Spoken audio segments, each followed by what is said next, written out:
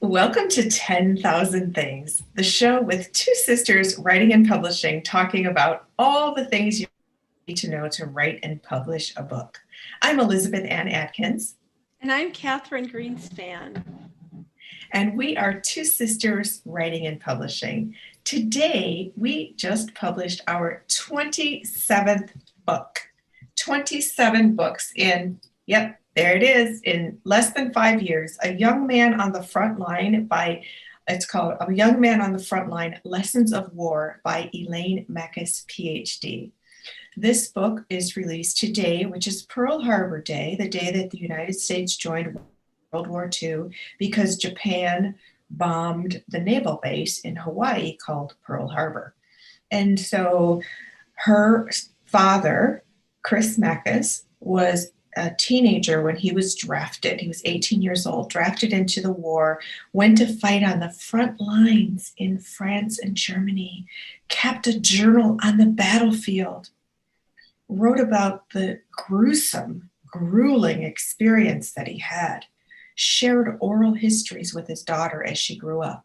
And her tribute to him was to write a book in his voice, and she does it beautifully, masterfully. Oh my gosh. And so it came out today and literally will make you laugh, will make you cry, and it's beautiful. So today, Catherine and I want to talk about the power of promotion because this is a really exciting week for us. We have literally published 3 books in 3 months. We told you about Dr. Sanchez's book, Baby's First Year, which came out in November. And we told you about Enough to Be Dangerous, which came out in October. And now we're talking about, here it is. Yes, Elaine's book, which is so powerful. So we want to share talk about the importance of pre-planning and promoting a book, because that is one area that most writers need help with. A lot of times writers are very introverted, and the idea of marketing themselves is just horrific. But it truly takes a strategy. So we want to talk with you about that because it's really never too early to start promoting your book. And then we're going to finish it off with me reading a short excerpt to show you just how beautiful this book is. It's available on, I've got all kinds of notes, but Amazon in hardcover and paperback. And tomorrow on Facebook Live, I will be interviewing Elaine Makas about the book. So please check that out on the Two Sisters Writing and Publishing Facebook page, live at 5:00 p.m. Eastern Time. So, Catherine, let's talk about the magic that Mort is making with his book because of his promotional strategy. Mort, the main thing when you have a book release or when you're ramping up to a book release is to have a team of supporters with everybody playing a role. Yes, and so we've been on the team, and he calls it the birthing team because he actually wrote a blog post about how it takes a team to birth a book because there's so many steps. The process has to be nourished for a long time. So, Catherine, I'm going to just talk about the process that we've engaged in with Mort, and the exciting news this week that it all culminated in him being featured on Extra, the entertainment show that's national, that has millions of viewers, and they actually tweeted part of the interview today and over the weekend. So you can go on Twitter and see on Extra, they have a wonderful, oh my gosh, it talks about how he was part of the team that hired Oprah in Chicago. It talks about how he's overcome a cocaine addiction, survived abuse by his father, physical and emotional, as a kid, worked in rock and roll in the 70s with some of the top bands. Powerful stuff, courageous storytelling, and very importantly for today's show, promotional strategy that's resulting in the huge, amazing exposure on Extra, the entertainment TV show. So it all started back in the summertime when Mort came to us with the book that he wrote with Stephanie Roop, and he needed a publisher. And I've known Mort for a very long time. And so he came to us And we all got together and we said, yes, let's do this. I edited the book. And meanwhile, we created a promotion strategy. And that included first blogging weekly. So Mort would blog on his website that he already had set up for his company as a talent agent called mortmeisner.com, blogging weekly about the book, that he's writing a book. Here are the themes in the book, and here are some excerpts from the book every week. Then he did what we tell all our authors to do: contact every person in your network, your alma maters, your friends, your long lost colleagues, people you used to work with 20 years ago, all across the country and the world. Reach out. Hey, I'm writing a book. I'd love for you to read it, support it, pre-order the book. And so he did that because he was so excited. Like, writing a book is a huge accomplishment. So he did that, reaching out to all these people, blogging, sending out the blog post, working social media. And then at the same time, doing some advertising in local media that was pretty high profile. And also, we made a press release, which we sent out locally and nationally. And at the same time, we were constantly talking about the book and letting people know it was coming. And then when it was released, because so many people had pre-ordered the book, all the orders go into Amazon at the same time, and he launched onto the bestseller list in multiple categories. And that was wonderful. And then he did a succession of radio and TV interviews. The Detroit News did a feature on him and the book. And then the extra interview is the highest, most exposure that he's getting thus far. So you can tune in Thursday, December 10th, and go to extratv.com and punch in your zip code, and it will tell you what station and time that Extra airs in your town.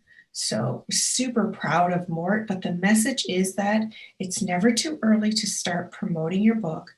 You need a strategy, you need a team, and you also need a commitment to taking action every day or at least several times a week to make it happen. Catherine, do you have anything to add to that? Yeah, it's the fact that you do the promotions prior to the book release, and then you have to keep working afterwards. You have to keep up your strategy and tweak it. You could actually spend tens of thousands of dollars hiring a PR firm to promote your book and have zero results. Mm-hmm. So most of our books have a more organic growth path, and the big thing that Mort's doing, that all of our authors are doing, are taking advantage of their networks that they're already established in. Mm-hmm. That's huge, because word of mouth marketing is worth its weight in gold. I mean, when you personally endorse a book or a person, that is going to be a tremendous selling point. If my friend tells me, oh, this is a great book, you should read it, I'm going to believe them. I'm going to trust them. Another thing that he did was to get quotes, endorsement quotes from all kinds of people in the field of broadcast news where he has worked for decades, people who who are prominent in the industry, and he's got pages of endorsement quotes from them. So again, that lends credibility to his story and his book, that if these prominent people in the field say all these wonderful things about him, then that makes the reader more apt to trust that it's a great book, and it truly is. It's called social proof. Another thing that most of our authors do is they participate on the Goodreads platform. Mm-hmm, mm-hmm. And Goodreads, if you don't know what it is a social network for readers. So you set up a Goodreads profile, and then you pick the books that you're reading and that you like, and you can review them. And if you're and you have friends on Goodreads, and when your friends put a new book on their bookshelf, or they finish a book, you can get notifications. So just as Elizabeth was saying, if your friend reads a book and you get a notification that your friend just finished a book and they gave it a 5-star review, you're going to go check out that book and put it on your to read bookshelf. And the other thing that a lot of our authors have done is they've done Goodreads giveaways, which are a really great way to get a lot of, when someone enters a Goodreads giveaway, they're essentially putting your book on their want to read list. So people can have, because that's part of the deal for Goodreads, is if you enter a contest, you are agreeing to have that book on your want to read list. So again, your friends see that, what you're putting on your want to read list. And Mort had tremendous success with his Goodreads giveaway. Yeah, in fact, he's done it a couple times.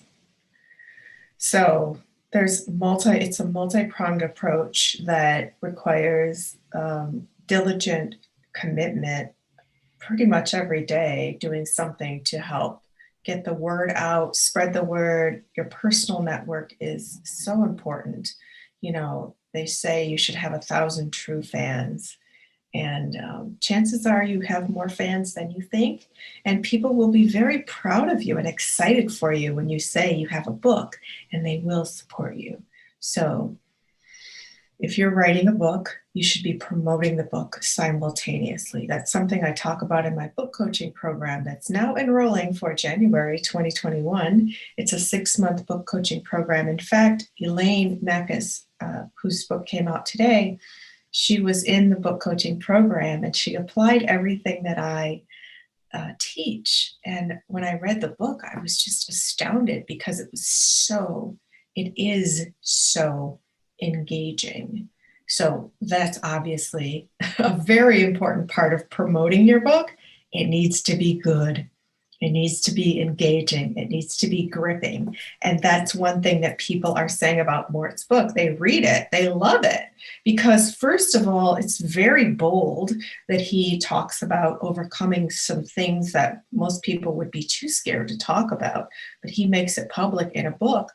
And that helps people a lot when he shows that he's a very successful businessman in the news industry, now as a talent agent, and he overcame abuse, addiction, some career disappointments, other challenges, and sharing them publicly, that helps other people know, well, if he made it through all that, I sure can make it through whatever's going on with me. Another amazing thing right now is that people are reading more because of the pandemic. They're home, they want something to do, and book sales started to spike as soon as the pandemic happened, because people, when you read a book, it's like you block out the whole world. So when I was editing Elaine's book, let me just share. This book is so beautifully written, and look at all my fancy, nice notes. But this book is so beautifully written, I would either be sobbing or like smiling, like when he talks about how he met his wife after the war. It was just so beautiful. But let me just read one little paragraph. He's on the battlefield, and one of his best friends just got killed because they're in France and they're in a gun battle, and it's winter, it's awful. Let me just share this one little paragraph, okay? As the fire of hate consumes, my love of humanity turns to ashes, while my heart turns to stone. My body hardens. I am cold on the inside. I want to kill. I want revenge. I begin to crack. The crack starts with my heart, pumping through my body along the flowing bloodlines that are supposed to keep me alive. I feel out of control. I cannot stop the breaking of my heart and the breaking of my soul, the breaking of my spirit. Wow, that's powerful. And he was 18 when he wrote that. Yeah. And his friend had just died, and he's having this, like, he says, my chest is being crushed by the weight of the world. From the depths of my heart, I feel a great wave of anger, a rage, hate of all things human. menacing hate that can cause one to kill without morality, if there is such a thing. But obviously he reconciles these feelings because his faith pulls him through, and she writes beautifully about how that occurred. And so every chapter ends with a lesson as he goes through these horrific experiences.